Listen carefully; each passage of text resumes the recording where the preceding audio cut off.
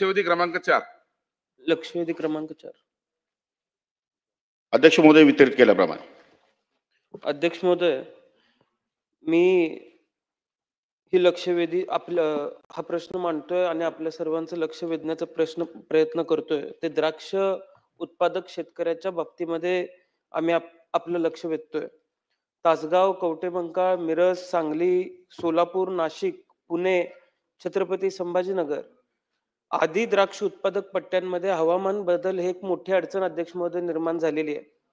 मागच्या या वर्षी 13 मे पासून ढगाळ वातावरण, अगदी मोठ्या प्रमाणात पाऊस चालू आहे.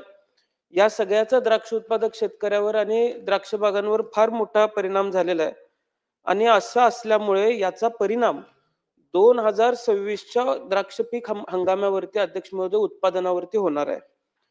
या अवकाळी आणि हवामानाचा परिणामी रोगराई शेतकऱ्यांना की म्हणजे बॅक्टेरियल इन्फेक्शन, करपा, डावणी सारखा आजारांचा प्रकोप वाढलेला आहे. यावर कोणतीही ठोस शास्त्रशुद्ध माहिती कृषी विभागाकडून किंवा मार्गदर्शन मिळत नाही. यासाठी शासनाने कृषी तज्ञांची समिती स्थापन करावी.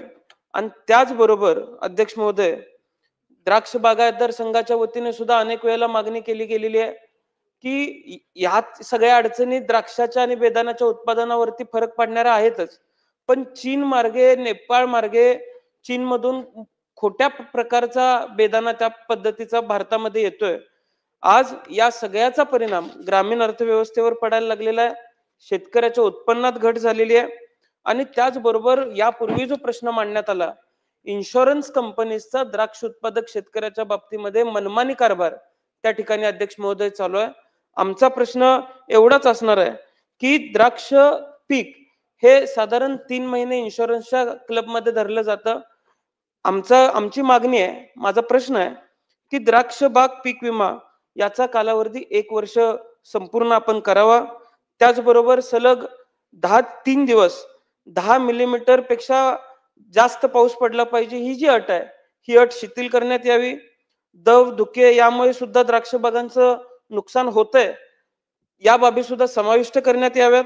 आणि त्याचबरोबर द्राक्ष बागांचा एकरी विमा उतरवण्यासाठी 19,000 रुपये हे हप्ता म्हणून घेतला जातो, तर ही रक्कम सुद्धा शासनाकडून कमी करण्यात यावी अशी विनंती मी कृषी मंत्री महोदयांना करतोय. चला मंत्री महोदय. अध्यक्ष महोदय, विमा कंपन्यांचा विषय असल्यामुळे विमा कंपन्यांशी चर्चा करून तो निर्णय घेण्यात येईल. कारण शेवटी शासन भरपाई देत नाही, ती विमा कंपन्यांकडे भरपाई मिळते. आणि विमा उतरवल्यानंतर किती काळ विमा तो लागू होतो, किती काळात लागू होतो, ही कंपनी ठरवते आणि शेतकरी ठरवतात. त्यामध्ये त्यांच्याबरोबर बसून चर्चा करण्यात येईल. सन्माननीय रोहित पाटील यांनी जो प्रश्न विचारला ती गोष्ट खरी आहे की वातावरणीय बदलामुळे द्राक्ष बागावर काही अंशी परिणाम या ठिकाणी झालेला आहे. जे मे द्राक्ष पिकाखालील एकूण बाधित क्षेत्र जे होतं 2023 मध्ये सोलापूर जिल्ह्यामध्ये 7 हेक्टर, नाशिकमध्ये कमी होतं. त्याचप्रमाणे मे 2024 मध्ये याच्यामध्ये सोलापूर जिल्ह्यामध्ये 23 होतं, नाशिकमध्ये 1 हेक्टर आहे, सांगलीमध्ये 66 हेक्टर आहे आणि धाराशिवमध्ये 4 हेक्टर आहे. असे बाधित द्राक्ष पिकाकरता महसूल विभागाचे शासन निर्णय 27/3/2023 नुसार प्रति हेक्टर रक्कम 22,500 याप्रमाणे 2 हेक्टर क्षेत्र मर्यादेपर्यंत नुकसान भरपाई या अगोदर देण्यात आलेली आहे. आणि या बाधित झालेल्या द्राक्ष पिकाकरता महसूल विभागाकडील हा जो 24 नुसार प्रति हेक्टर रक्कम जी आहे ती आता 36,000 रुपये याप्रमाणे 3 हेक्टर क्षेत्र मर्यादेपर्यंत महसूल विभागामार्फत नुकसान भरपाई देण्यात येते. अध्यक्ष महोदय, द्राक्ष पिकामध्ये ऑक्टोबर महिन्यातील छाटणीनंतर घेण्यात येणाऱ्या उत्पादनाची द्राक्षाची काढणी ही जानेवारी ते मार्च महिन्यात करण्यात येत असून अल्प प्रमाणातील क्षेत्रावर मे महिन्यात काढणी या ठिकाणी होते. त्यानंतर एप्रिल महिन्यातील खरड छाटणीनंतर उत्पादन घेण्यात येत नाही. त्यामुळे द्राक्ष बागाच्या गुणवत्तेवर फारसा परिणाम या ठिकाणी होत नाही. अवेळी होणाऱ्या पावसाचा द्राक्षाच्या उत्पादनावर व त्याच्या गुणवत्तेवर होणारा परिणाम याच्यावर भारतीय कृषी संशोधन परिषदेच्या अधीनस्थ असलेले राष्ट्रीय द्राक्ष संशोधन केंद्र पुणे यांच्या मार्फत हवामान बदलाच्या परिणामाचे बारकाईने निरीक्षण करण्यात येत असून उपाययोजना सल्ले राज्यातील द्राक्ष उत्पादक शेतकऱ्यांना नियमितपणे देण्यात येत आहेत. त्याचप्रमाणे सन्माननीय रोहित पाटील यांनी जो प्रश्न उपस्थित केलाय की बेदाणा चायनामधून या ठिकाणी आपल्या नेपाळ मार्गे यामध्ये ब्लॅक मार्केटिंगच्या माध्यमातून येतो, अशा प्रकारची मागणी आम्ही द्राक्ष बागायतदार संघाचे अध्यक्ष आणि मी स्वतः जाऊन या ठिकाणी केंद्रीय कृषी मंत्र्याकडे केलेली आहे. त्या संदर्भात त्यांना माहिती पण दिलेली आहे, त्यांना सर्व पुरावे पण दिलेले आहेत. तर त्याच्यावर पण केंद्र सरकार या पुढे निश्चित कारवाई करणार आहे. एवढंच नव्हे अध्यक्ष महोदय, तर पावता वातावरणामुळे हे द्राक्ष बागायतदारच नव्हे तर शेतामध्ये अनेक ठिकाणी फळबागांना फार मोठ्या प्रमाणात या ठिकाणी नुकसानीला सामोरं जावं लागतं.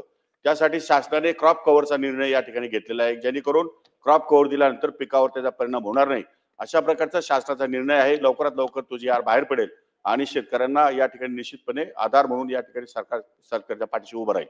हेमंत ओकले त्यांचं नाव बरं ठीक आहे. बरं चला रोहित पाटील उत्तर आले अध्यक्ष हरकत आहे तर महोदय. बोला. बोला आपण अध्यक्ष महोदय, द्राक्ष हे एकूण जे निसर्गाचं चक्र आहे अध्यक्ष महोदय, ते अलीकडच्या काळात आपण बघितलं, पाऊस दिवाळीपर्यंत चालतो, डिसेंबर पर्यंत चालतो आणि काढणी कृषी मंत्री महोदयांनी सांगितलं की जानेवारी ते मार्च मध्ये होते आणि त्याच्यानंतर एप्रिल मध्ये द्राक्षाच्या उत्पादनावरती किंवा गुणवत्तेवरती अध्यक्ष महोदय परिणाम होत नाही असं उत्तर देण्यात आलंय. अध्यक्ष महोदय, माझं एवढंच मत आहे की खरड छाटणीनंतर साधारणपणे ज्या काड्या असतात त्या काड्यांवरती नवीन गर्भधारणा जी होत असते त्याच्यावर पावसाचा मारा पडला की नवीन जो गर्भधारण घड असतो होणारा तो फुटत असतो. अध्यक्ष महोदय, सरकारकडून अशा पद्धतीची चुकीची माहिती मिळणे योग्य नाही. माझी कृषी मंत्री महोदयांना विनंती आहे की एकतर NRCच्या वतीने काही काम केलं जात नाही आणि आम्ही प्रश्न विचारल्यानंतर अशा पद्धतीची माहिती किंवा चुकीचं उत्तर आम्हाला अध्यक्ष महोदय मिळतात. एप्रिल मध्ये पाऊस पडल्यामुळे द्राक्षाचं नुकसान होत नाही असं जर शासनाचं मत असेल किंवा शास्त्रज्ञांचं मत असेल तर कृषी मंत्री महोदयांनी अशा शास्त्रज्ञांचा किंवा अधिकाऱ्यांचा आम्हाला फोन नंबर आणि घराचा पत्ता द्यावा. मंत्री महोदय. अध्यक्ष महोदय, या सन्माननीय रोहित पाटील साहेबांना मी सांगू इच्छितो की मी त्यांना असं म्हटलं की एप्रिल नंतर खरड छाटणीनंतर उत्पादन घेण्यात येत नाही, नुकसान होते असं म्हटलं नाही मी. त्यानंतर उत्पादन घेण्यात येत नाही. खरड छाटणीनंतर उत्पादन लगेच कसं घेता येईल? खरड छाटणीनंतर उत्पादन पुढे नंतर या ठिकाणी जेव्हा फूट होते, जेव्हा घड बाहेर येतात, जेव्हा त्याच्या जिब्रेलिक ऍसिडने डिपिंग होते, त्याचा तो फायनल या ठिकाणी जो द्राक्ष तयार होतात त्यानंतर ते मार्केटमध्ये येतात, त्याला कालावधी पुष्कळ असतो. त्यामुळे खरड छाटणीनंतर इमिजिएटली एप्रिल महिन्यामध्ये उत्पादन घेता येत नाही किंवा खरड छाटणीनंतर उत्पादन घेत नाही शेतकरी. गुणवत्तेवर फारसा परिणाम होत नाही अशा पद्धतीचं उत्तर, असं वाक्य माझ्या समोर आलेलं आहे, म्हणून मी हा प्रतिप्रश्न केलेला आहे, म्हणून मी या उत्तरावरती हरकत घेतलेली आहे. अध्यक्ष महोदय, या सगळ्यामधून जर द्राक्ष उत्पादक शेतकरी आपल्याला धोरणच बदलावं लागणार आहे. जर द्राक्ष उत्पादक शेतकऱ्याच्या बाबतीत धोरण बदललं गेलं नाही तर 10,000 हेक्टर माझ्या मतदारसंघामध्ये द्राक्ष होती, आता ते 6,000 हेक्टरवरती आलेले आहेत. पुढच्या काळामध्ये द्राक्ष शोधायला सुद्धा सापडायची नाहीत अशी परिस्थिती निर्माण होईल. आपण द्राक्ष धोरणाच्या बाबतीमध्ये लवकरात लवकर तातडीनं काहीतरी नवे निर्णय घेतले पाहिजेत. अध्यक्ष महोदय, सन्माननीय सदस्य रोहित पाटील जे सांगतायत ते काही अंशी खरं जरी असलं तरी मी द्राक्ष बागायतदार संघाच्या द्राक्ष बागायतदार उत्पादन शेतकऱ्यांच्या जिल्ह्यातून या ठिकाणी येतो. मला द्राक्ष बागायतदार संघाच्या बागायतदारांच्या संदर्भातल्या अडीअडचणी पण माहिती आहे मला. त्या संदर्भामध्ये आपण क्रॉप कव्हरचा निर्णय सन्माननीय मुख्यमंत्र्यांना सांगून तो निर्णय या ठिकाणी लागू केलेला आहे. या संदर्भात आणखीन काही सुविधा जर त्यांना सुचवायच्या असतील तर त्यांच्या बरोबर बैठक घेऊन सूचना आपल्याला घेता येतील. काय अडचण नाही अध्यक्ष महोदय, त्यांनी सूचना कराव्या, कारण सांगली आणि नाशिक या दोन जिल्ह्यामध्ये मोठ्या प्रमाणात या ठिकाणी द्राक्ष उत्पादन होतं. त्यामुळे रोहित पाटील जर म्हटले तर बैठक लावून आणि आपण ते शिफारशी देतील त्याप्रमाणे बदल करण्यात येईल. अध्यक्ष त्यांनी आता सांगितलं तुमच्यासोबत बैठक घेण्याबद्दल सांगितलं. दोन्ही जिल्ह्याच्या ज्या ठिकाणी द्राक्ष बागायती आहे त्या ठिकाणी बैठक घेण्याबाबत माननीय मंत्री महोदयांनी आपल्याला सांगितलेलं आहे. त्यामुळे अजून काही सूचना त्यात द्या आपण आणि शासनाकडून काय उपाययोजना करायची. अध्यक्ष महोदय, माझी एकच सूचना असेल अध्यक्ष महोदय की या बैठकीला इन्शुरन्स कंपनीजला सुद्धा बोलवलं जावं. मी मागच्या अधिवेशनामध्ये सुद्धा इन्शुरन्स कंपनीच्या मनमानी कारभाराविरोधात प्रश्न मांडला होता. त्यावेळेसही मला असंच उत्तर देण्यात आलं होतं की त्यांच्यावरती कारवाई करण्यात येईल. किंवा आता एक उदाहरण द्यायचं झालं, माझ्या मतदारसंघातलं कुमटे गाव आहे, मेघा मनोज पाटील म्हणून व्यक्ती आहे, इन्शुरन्स क्लेम झालाय, कलेक्टर साहेबांसमोर तक्रार दाखल झाली, हिअरिंग घेतलं जातं, हिअरिंगला इन्शुरन्स कंपनी गेलं 2-3 हिअरिंगला एकदाही उपस्थित राहिली नाही. इन्शुरन्स कंपनीजला सुद्धा आपण या बैठकीला बोलवा अशी विनंती आहे. बरोबर मीटिंगला बोलवलं जाईल. बरं, छान, फार छान. शेवटचा प्रश्न अध्यक्ष महोदय, नाही बघा